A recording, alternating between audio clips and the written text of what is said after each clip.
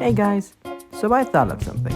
Since Phase 5 of the MCU is starting with Ant-Man and Wasp Quantumania, which is coming out real soon, I thought, hey, why don't I rewatch all the Marvel movies? So this is what this is about. But I'm not gonna do all of them in one video. If I did, we'd be here all day. So what I am going to do is I'm going to make 5 videos, each discussing the phase of the MCU. Or 7, I don't even know. Now, here's how this is gonna work.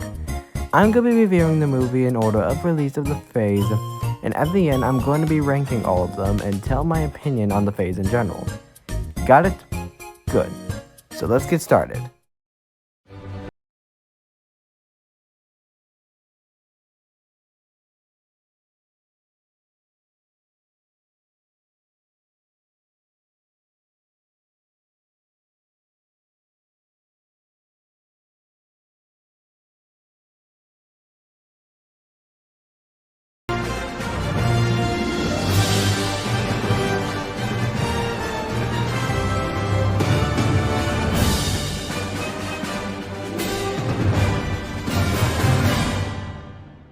Alright, so with that out of the way, let's get started with the very first MCU movie. And that being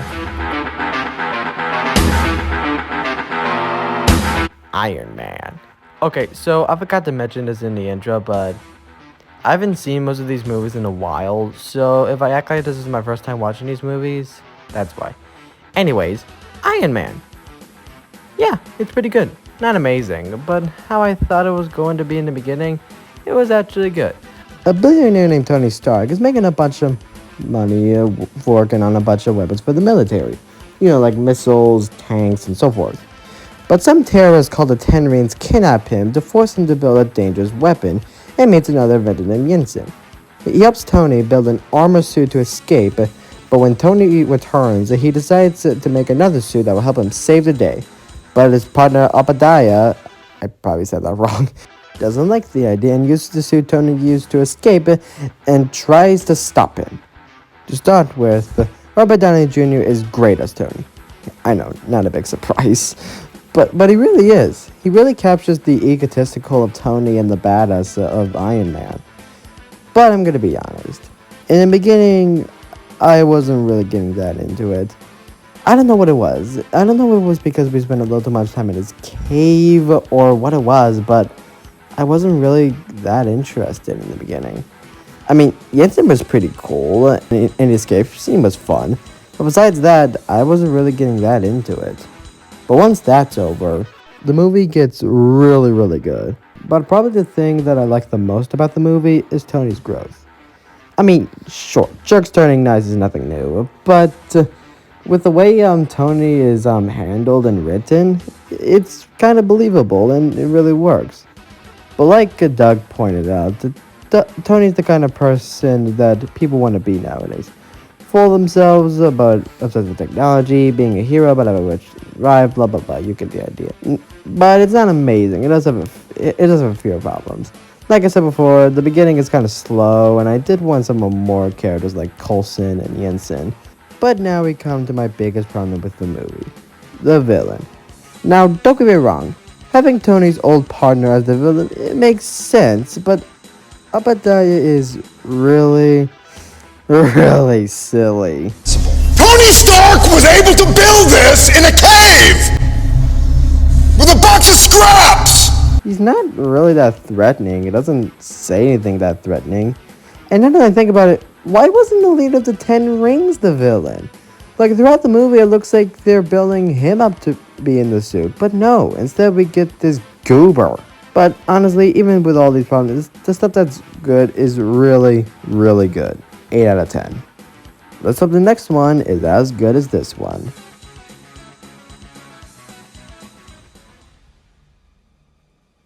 Okay, before I start this review, I just want to point out real quick, I have not seen the original Hulk movie, okay? So if I say anything that's in that movie, that's why. Anyways, The Incredible Hulk. When this came out, people hated it. Even now, it's regarded by many to be the worst Marvel movie. And if it's not, it's most likely going to be in the top 3 worst. Do I think it deserves the hate? Well, let's take a look. A scientist named Bruce Banner gets exposed with a substance that turns him into a giant green monster called the Incredible Hulk, and tries to find a cure in the Amazon. But one day the government tracks him down, and one of the soldiers named ML Blonsky, yeah, I probably said that wrong, tries to chase him down and also turns into a giant green monster named Abomination. I'll be honest, at first, I didn't really get all the hate. I found the beginning really good. Seeing Bruce getting used to his life in the Amazon and trying to get to the place where he first turned into the Hulk was really interesting. I was really enjoying it. But then Bruce and his girlfriend reunite and I just lost interest. Yeah, when these two reunite, I just got immediately bored. And that's because, well, they didn't really give us enough time to their relationship. The girlfriend herself, I don't remember her name, is honestly really, really bland. She's supportive and nice. That's it. The second half in general is kind of boring and not as interesting as the first half.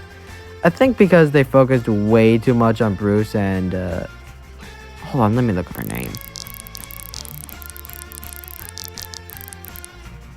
Betty. Makes sense? Okay. Bruce and Betty's relationship, and we never really see it progress that much, except that scene where they're in the cave talking, but that's really it. But honestly, I thought this movie was alright. I really enjoy movies where someone is having an emotional struggle, and this one is pretty good. Well, at least the beginning is anyways. Now, don't get me wrong, I can see why people don't like this movie. I mean, like, Hulk himself is barely in the movie, but still, I thought it was alright. 5 out of 10. Okay, so let's see what the next one has to offer.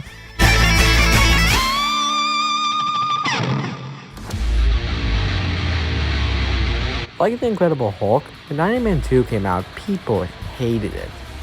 And like The Incredible Hulk, do I think it deserves the hate? Well, let's see. Tony Stark admits he's a superhero in the last movie, I forgot to mention that, and becomes a big celebrity. But all that changes when a guy named Whiplash wants to get his revenge on Tony for something Tony's dad did in the past. But Tony's heart is slowly killing him. Tony promotes Pepper to CEO, a new bodyguard named like Widow shows up, blah blah blah. I should probably start with the positives first, because there are a couple. One, I really like Don Cheadle's War Machine. He just brings such a charming role to the character. I mean, don't get me wrong, Terrence Howard wasn't bad, but it felt like he didn't know how to become the character, if you know what I mean. But Don Cheadle feels like he's completely one with the character. 2, the technology is really creative. I really like the ideas of these things, and that's it for positive. Now let's get down to the negatives. Let's start out with the main problem. The film goes nowhere. Tony's problem with his heart feels sidelined. Pepper being CEO feels pointless. The main villain is barely in the movie, and Black Widow... Okay, Black Widow is actually pretty good in this movie. Another problem I had with the movie was Tony is not that interesting in this movie. In this movie, he's a jerk, and that's it. Don't get me wrong, he wasn't the most interesting person in the first film, but at least he had more of a personality. He was a loser, a drunk, a jerk, but still knew when to help people. Here, like I said, he has just one personality throughout the movie. Oh yeah, and you know how earlier I said the villain was Whiplash? Well, guess what? He's barely in the movie. Yeah, instead we have a random dude who's just the last villain, but worse. I don't know if you know this, but I don't speak Russian! At least I remember Jeff Bridges' character. This guy, not only is he not threatening, but I feel like I could forget him in a few days. But if I'm being honest, I don't have that much to say about this movie. Just see Nostalgia Critic's Disney summary of this movie. He basically tells my problems about the movie better than I ever could. Overall, this movie's like a 3 out of 10 for me. Let's see if the next movie can make up for a lot of people's disappointment.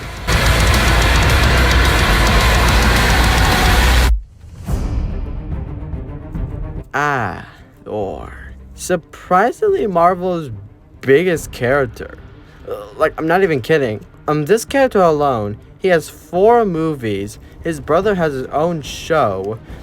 And it said that a 5th one is coming out. So, yeah, this character is pretty popular with the MCU. But what do I think of the first one? Well, let's check it out. In a realm called Asgard, the king Odin gives his crown to his son Thor. One day Thor pissed off his father, banishing him to Earth, where he meets Jane and where he forms a strong friendship with them. But Thor's brother Loki takes Odin's throne and Thor must find some way to get home and stop him. Okay, so this sounds like a typical Superman fish out of water story, and yeah, it kind of is. But it's weirdly kind of charming. And a lot of it comes to Thor himself. Chris Hemsworth as Thor brings such a charm to the role I never thought I'd get from Thor, since, So much responsibility. Uneasy lies the head that wears the crown, eh, brother? What dost thou mean? I'm not lying down. I mean, I'm not even tired. It's daytime. I wonder if I'm allowed to leave for bathroom breaks. Not cool, brother. Anyways, let's get to the negatives first. I wanted to see more of Asgard. I mean, look at this. It's gorgeous.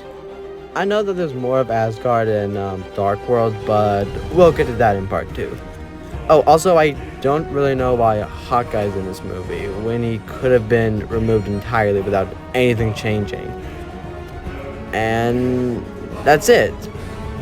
Yeah, those are really my only complaints with the movie. Now let's get to the positives. Like I said, Chris Hemsworth is really charming, and so is Jane. And to be honest, Loki's probably the best villain in Phase 1 so far. Not to say the other ones were bad. Well, most of them. But I don't speak Russian! But they weren't that memorable. But Loki really is. But I guess my main problem with the film is that besides Thor and Loki, none of the characters are really given enough screen time for me to really care about them. I don't remember Jane's friends' names. Thor's friends are pretty forgettable. Odin's barely in the movie. And this guy, yeah. But still, this is a good movie. I recommend it. 7 out of 10. Moving on. Oh, also, I never got the hate for Kat Dennings in the MCU, but after watching it, yeah, kill her, let her die. I didn't find Kat Dennings that annoying in this movie. Sorry, moving on.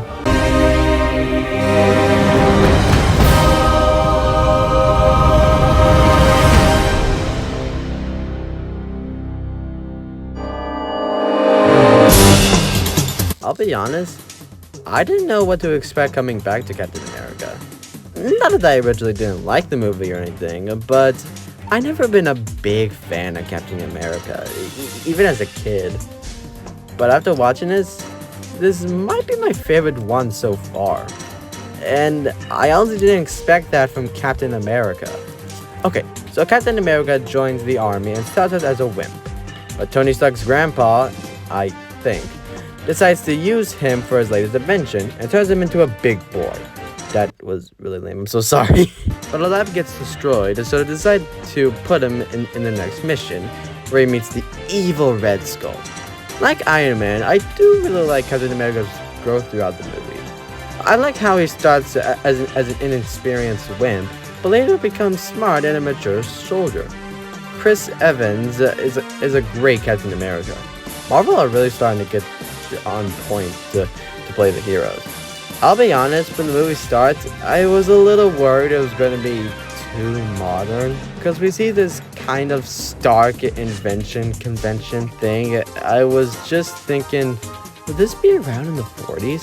But thankfully, as it continued, it wasn't like that. No one says dude or bruh or anything like that. But now we get to my only 2 problems with the movie. One, I kind of wish we got more Bucky. I know we get more of him in Winter Soldier, but I wanted more in this movie because he shows up a little bit in the beginning, shows up in the 1 hour mark, and like 15 minutes later, he dies. And I wanted to feel something for him, but we got no time for him. And my second problem is the villain. Besides Loki, all the villains are either really dumb or not that interesting.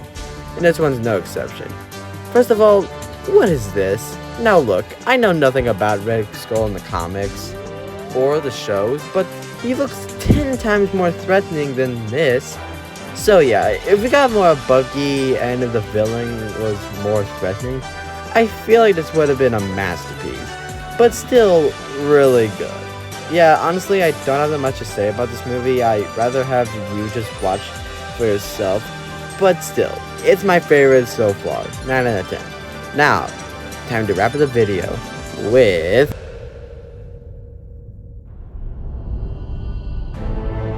It's finally here. After 5 movies, we are here. The Avengers. When it came out, it was a humongous hit, getting $1.519 billion at the box office. So do I think it deserves the praise? Yes. Yes, it does. But it's not perfect. Now, before you kill me, just let me explain first. Loki returns to steal something called the Tesseract. I said that wrong. And teams up with an alien force that wants to take over the world. So Nick Fury calls the Avengers and to stop him. Again, now I'm gonna talk the things I like first. First of all, the Avengers interacting off each other is great. I love how they all don't get along at first, because to me anyways, whenever something like this happens and they all like instantly get along, I don't know, I just don't like it. But here they don't, and it's really welcome. Like seeing Iron Man and Thor fight is really fun. Seeing Hulk and Black Widow having a conversation is really cool. Also, I really like the action. As much as I love the other movies, there weren't that much action in them. I mean, don't get me wrong, there were action, but not as much as I was expecting. But this one, there's so much action. The movie gives you exactly what you want. Like seeing Iron Man fly around, Hulk smashing, Thor summoning his hammer, Captain America throwing his shield, and so on and so forth. Plus, we get Loki as the villain again, so that's how you know it's pretty good. But now we get to my biggest problem with the movie. And that's, I think it came out too early. Okay, if you don't know what I'm talking about, let me explain. So, we also have Black Widow and Hawkeye in this movie, and honestly, I feel like they should have had their own movie before this. They got their own MCU project eventually, but I feel like they should have gotten it before Avengers, because when the two had a talk, I didn't really feel anything because, well, we didn't have that much time with them compared to the other two. Like, Black Widow was just kind of a side character in Iron Man 2, and Hawkeye only appeared for like 20 seconds in Thor. So it doesn't feel as cool when they interact with the other Avengers. They're still cool, don't get me wrong. It's just, I think they should have gotten their own movie before this. But besides that, it's still pretty good. I don't think it's as good as Captain America, but still, it's still pretty good, and I think it deserves all the praise it gets. 9 out of 10.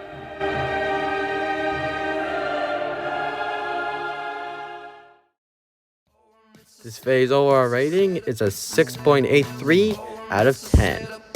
It's decent, but it's not great. Obviously, it's Marvel's first phase, so there's obviously going to be some problems. If you're curious, this is my ranking of all the phases of the movie. And I hope you guys are excited for my other projects and my review of Phase 2. So yeah, see you guys next time. Bye!